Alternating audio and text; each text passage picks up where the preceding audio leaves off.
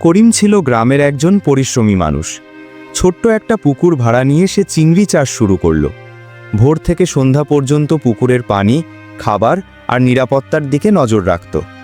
অল্প সময়েই তার পুকুর ভরে উঠল ঝকঝকে চিংড়িতে।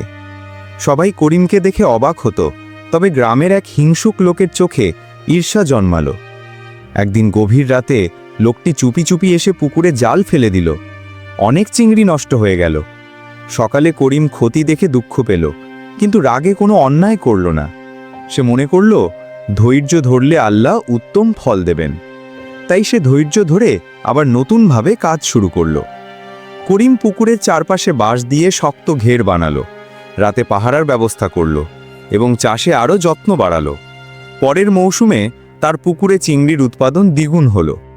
হিংসুক লোক লজ্জায় মাথা নিচু করল, আর গ্রামের সবাই করিমকে সম্মান দিল। শিক্ষা: ধৈর্য আর বুদ্ধি দিয়ে হিংসা ও অন্যায়কে হারানো যায়।